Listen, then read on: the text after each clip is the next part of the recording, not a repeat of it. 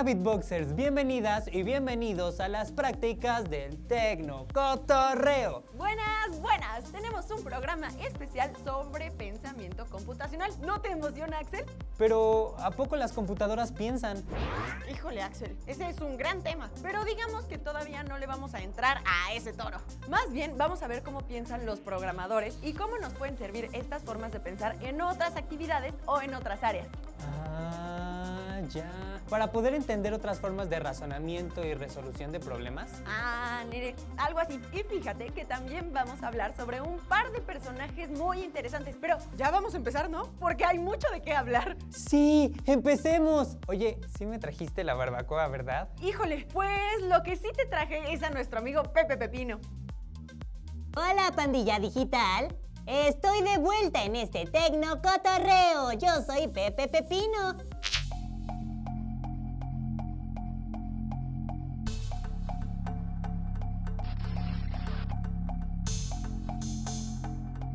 ¿Qué es el pensamiento computacional? Mira, es sencillo y complejo, pero vamos paso a pasito. Sí, porfa. Y ni creas que se me olvida mi barbacoa, ¿eh? Luego, esto es importante. Mira, en el año 2006, una investigadora llamada Janet Wing publicó un artículo llamado Computational Thinking, en español, pensamiento computacional, en el que hablaba de una competencia que debía empezar a trabajarse en la educación de los niños. De hecho, lo hizo con un colega, Seymour Papert, aunque se le atribuye más a ella el desarrollo del concepto.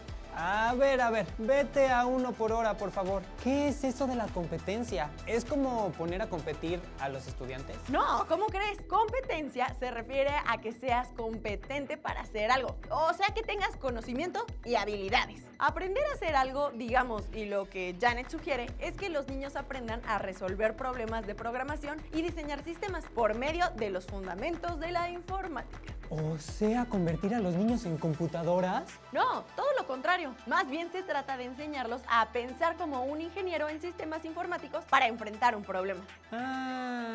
Ya entendí. ¿Y más o menos cómo funcionaría? Mira, el pensamiento computacional debe tener en cuenta un proceso. Lo primero es formular problemas donde se pueda utilizar una computadora y distintas herramientas con el fin de resolverlos. Es importante ir desmenuzando el problema para encontrar cuáles son sus pequeñas partes, ¿verdad, Pepe Pepino? Seguro que sí. Hay que saber organizar la información y analizarla, porque a partir de ahí vamos a generar una representación de esta información. Seguramente encontraremos patrones o condiciones que se repiten y será importante tomarlo en cuenta. Representar la información va a ser muy importante porque ayuda a crear ciertos modelos. Lo más sencillo para entenderlos es graficar la información. Luego empieza el pensamiento algorítmico, es decir, buscar cuáles son los pasos para llegar a la solución. A esto le llamamos automatizar soluciones. Si ya encontramos que funcionan las soluciones propuestas, entonces podemos identificarlas e implementarlas. Estos procesos muchas veces los hacemos en nuestra vida cotidiana, pero no nos damos cuenta.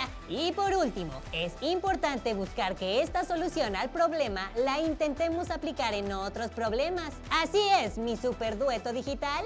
¡Órale, Pepe Pepino! Ya eres todo un máster. Todavía no, pero es importante que cuando queramos aplicar y saber más de este tipo de pensamientos, nos vayamos con calmita. Si no le agarramos bien la onda a la primera, no hay que desesperarse. Porque como dice el dicho, despacio que voy deprisa, ¿verdad?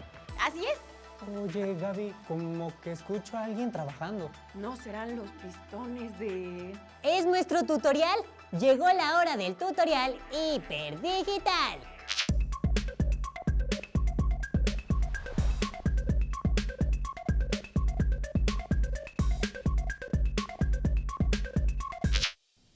El pensamiento computacional se refiere a que los seres humanos entendamos cómo funcionan de manera general las computadoras. No estoy hablando propiamente de que sepamos a detalle cada función o que conozcamos cada componente de una computadora. Me refiero a que entendamos cómo es que estas máquinas trabajan y siguiendo ese conocimiento fundamental podamos extrapolarlo a cualquier otra computadora y podamos entenderlo. Piensen, por ejemplo, en que seguramente ustedes trabajarán en algo en el futuro que quizá todavía no existe o que quizá todavía no existen las máquinas con las que ustedes van a trabajar en ese futuro. ¿Y cómo nos preparamos para poder abordar este problema? Es decir, cómo en la actualidad puedo aprender sobre algo que aún siquiera existe? Bueno, pues conociendo los principios básicos o los fundamentos del problema en cuestión. Por ejemplo, las computadoras. Si nosotros entendemos que estamos hablando siempre de máquinas que tienen una parte conocida como hardware, las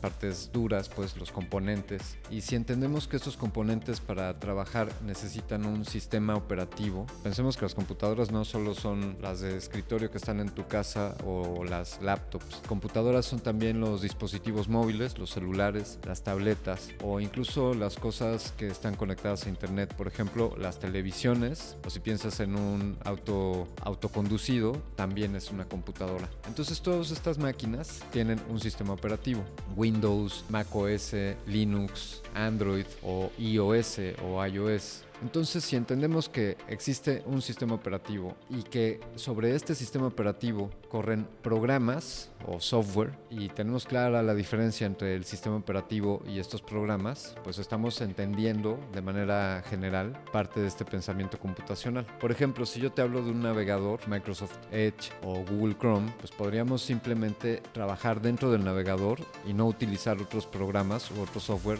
en nuestra computadora o en nuestro dispositivo móvil. O si por otro lado únicamente utilizas la mensajería en tu celular, la aplicación de mensajes de WhatsApp o los SMS, o que solamente pases tiempo en redes sociales como en Facebook, pues solamente estás utilizando para eso tu dispositivo. Es decir, tu dispositivo se convierte en la función que tenga el software que estés utilizando. Por ejemplo, las personas que trabajan con las aplicaciones de taxi como Uber o Didi o tantas otras y que utilicen aplicaciones de geoposicionamiento, pues estarán utilizando su celular, no como las otras funciones que tiene, no como una cámara o no como una grabadora de video, sino como un dispositivo de geolocalización. Bueno, pues si entendemos que estamos utilizando un software que está corriendo sobre un sistema operativo que está instalado en esa computadora, pues estamos teniendo un muy buen panorama de lo que es el pensamiento computacional. Esto nos permitiría entender que nuevos softwares pues correrán en uno o en otro sistema operativo y que cada software tendrá una diferencia para lo cual está diseñado.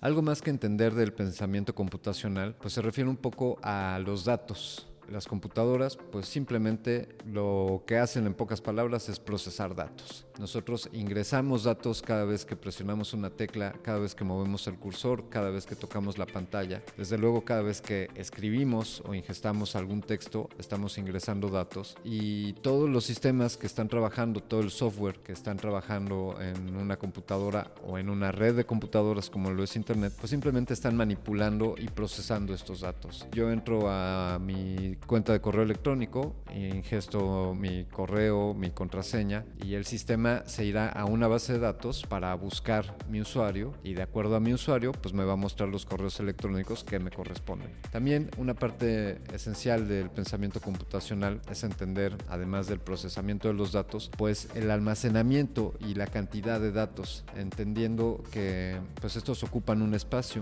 por eso se llena el disco duro o se llena tu celular de fotografías. Así que el pensamiento computacional pues se refiere mucho a tener una capacidad de abstracción, porque todo esto de lo que hemos hablado pues de alguna manera es intangible. Quiero agregar que todos estos programas o software pues en muchos de los casos procesan archivos. Por ejemplo, un editor de texto o un editor de hojas de cálculo pues trabajará con textos o con hojas de cálculo. Asimismo, un editor de gráficos, un programa para editar video o para editar fotografías pues trabaja con archivos que se transforman en datos y que se almacenan en las computadoras. Así que amigos, pensamiento computacional no es pensar como una computadora, sino entender cómo funcionan las computadoras.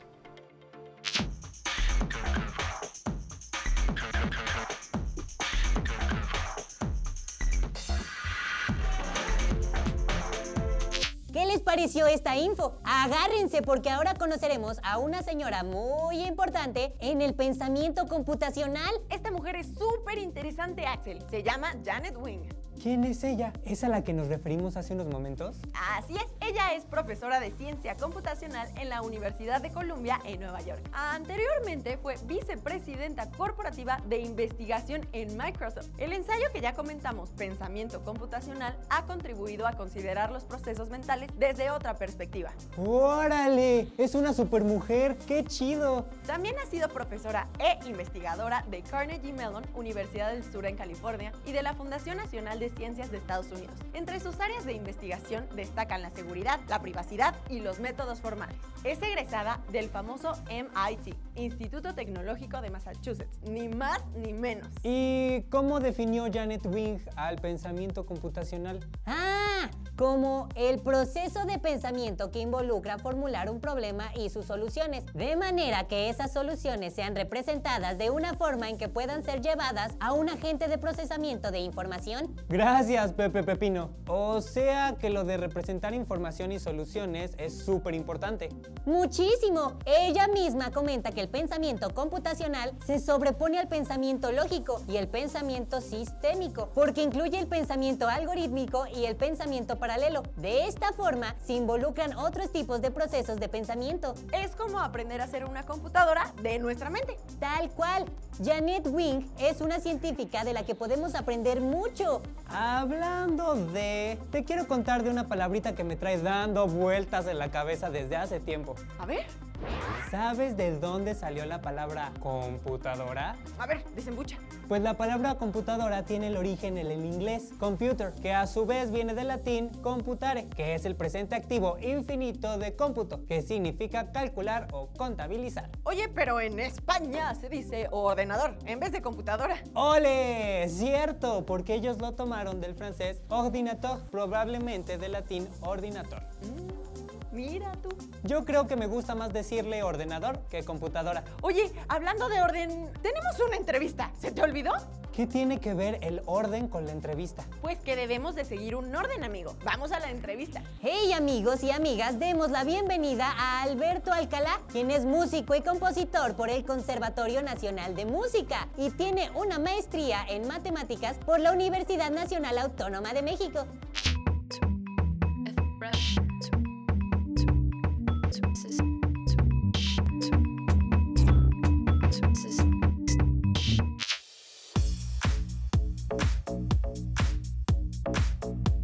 Axel y Gabriela, mucho gusto de estar aquí con ustedes. Yo me llamo Alberto, soy matemático y compositor y produzco espectáculos musicales. Estoy trabajando en un proyecto que junta la musicología con algunas ramas de las matemáticas y de la computación. En nuestra actualidad cotidiana ya usamos mucho el pensamiento computacional aún sin saberlo. ¿En qué nos puede ayudar en la vida cotidiana? Pues básicamente yo diría que en la planeación de las actividades cotidianas, de las actividades laborales, del tiempo, de las finanzas, de algún negocio que se tenga, del tiempo de estudio, del plan a futuro, de los ahorros. ¿Por qué? Porque el pensamiento computacional, pues básicamente se trata de tener procedimientos bien definidos, bien ordenados, óptimos, en el sentido de que no haya un gasto innecesario de tiempo o de energía. Siendo así, se puede aplicar básicamente a cualquier cosa, ¿no?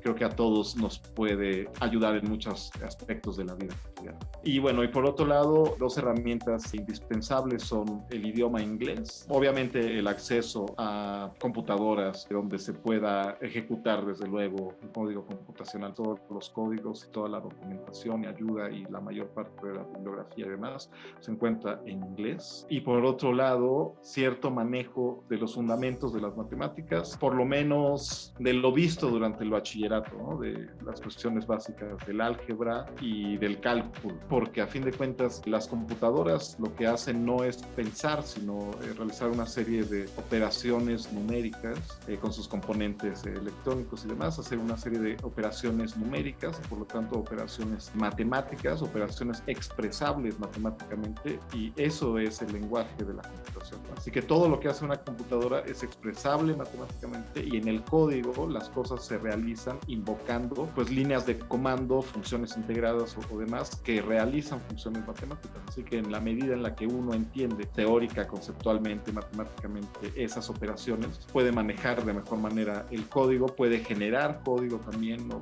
puede generar distintas soluciones a problemas que en el ámbito de la computación los problemas son esencialmente problemas matemáticos.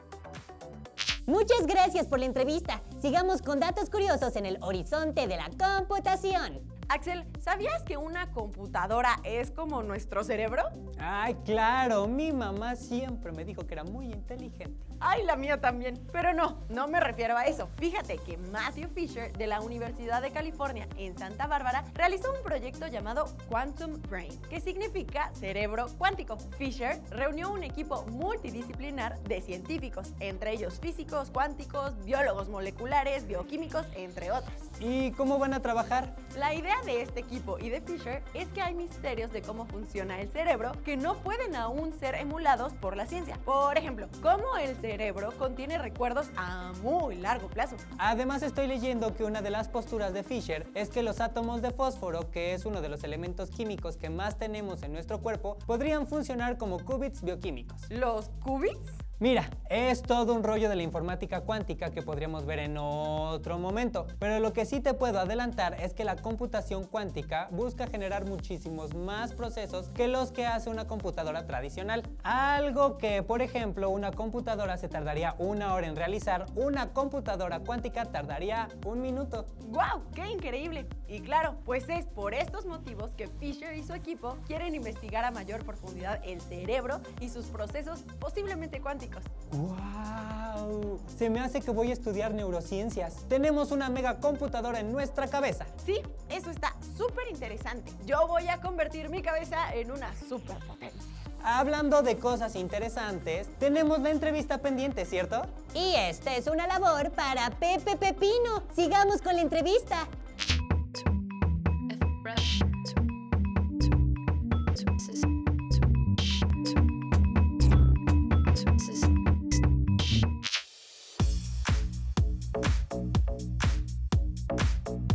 La palabra algoritmo lo que significa es una serie de pasos ordenados y precisos para llegar a un fin, tan abstracto y tan general como eso. No necesariamente se necesita una computadora para plantear un algoritmo o para realizar un algoritmo o para diseñar un algoritmo. Simplemente se necesita tener una finalidad concreta y precisa a partir, desde luego, de una situación y una serie de pasos bien definidos, bien descritos, que cualquiera pueda realizar y que siempre se realicen de la misma manera para obtener esa finalidad. Cosas tan sencillas como el algoritmo para cocinar algún platillo.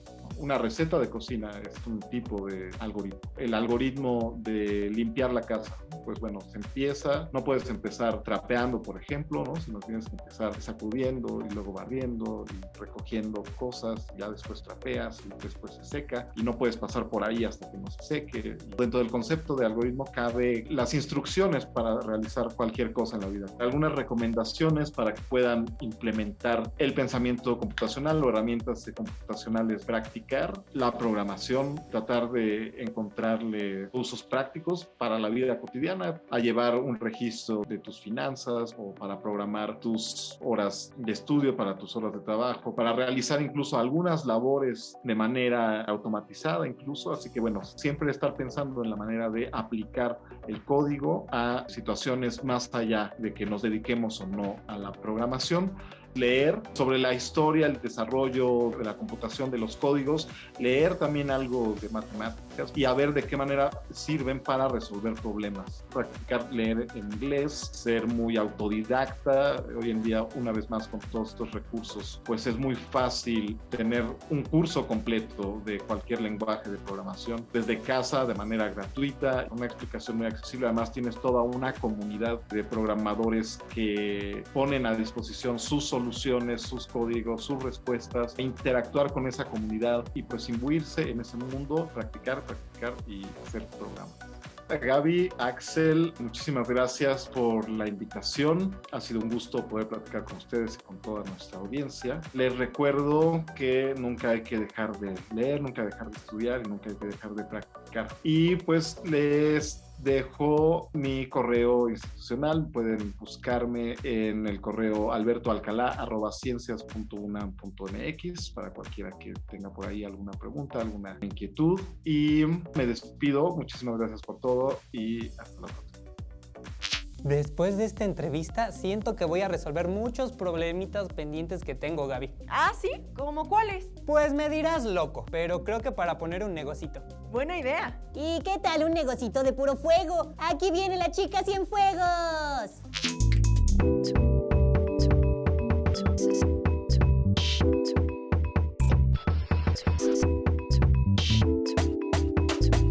Pura lava candente y digital. ¿Chicas Cienfuegos? ¡Guau! Tú eres Prometeo, compártenos tu sabiduría. Pues miren muchachos, abusados porque quemen. Les voy a contar de una app que se llama Hapsketch. Tiene muchos juegos bien bonitos, así para chicos como ustedes. Miren, por ejemplo, aquí pueden jugar a hacer caleidoscopios. ¿Conocen los caleidoscopios, verdad? ¿Qué es eso? ¿Son como las calderas? Pura caldera soy yo. Los caleidoscopios son instrumentos que tienen espejos con prismas triangulares. ¿Y esos dónde se compran? No tienen que comprarlos, porque pueden hacer el suyo en Hapsketch. Hops, ¿qué? Hapsketch. Así se dice rayuela o avioncito en inglés. Esta es una app que podemos utilizar para jugar, por ejemplo. Mira, busca en la sección de caleidoscopio. También puedes jugar con el oso interactivo y con varios juegos. El jueguito de las minas, ¿se acuerdan? ¡Ay, sí! ¡Me encantaba! Pues ahí pueden encontrar estos y otras formas sanas de entretenimiento. Acuérdense que los teléfonos nos ayudan a ser productivos, pero también hay entretenimiento sano que podemos explotar. Su mente y su cerebro son muy preciados. Tienen que cuidarlos. Muchas gracias, chicas Cienfuegos. Gracias a ustedes muchachos, y me retiro porque está a punto de erupcionar mi volcán.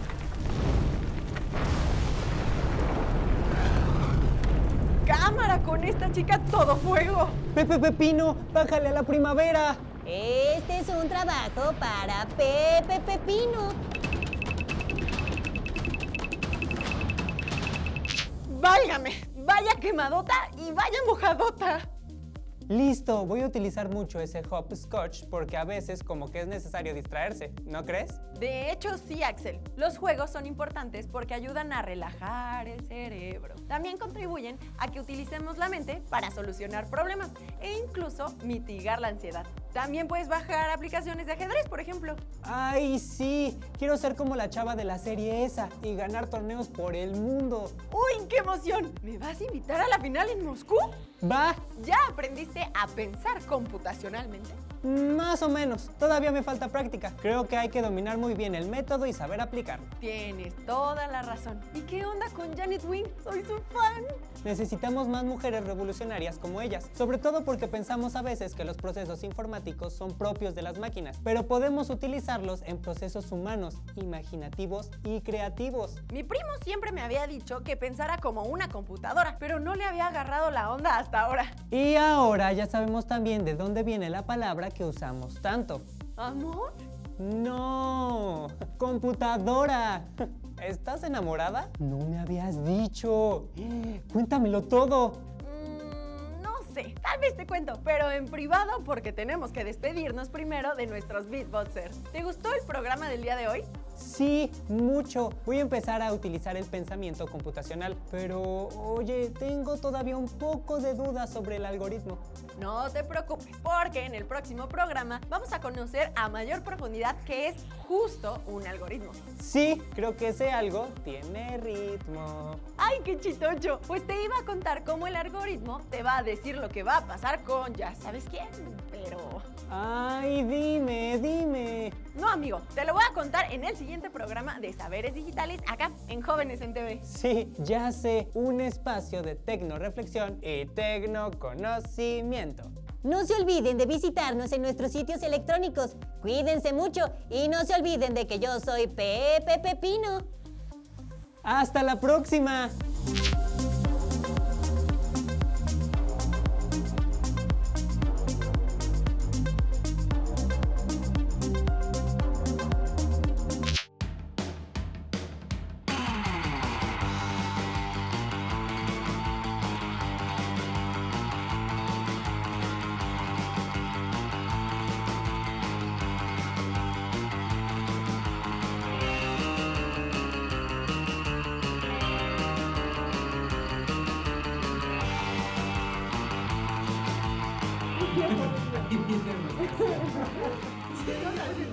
Y ahora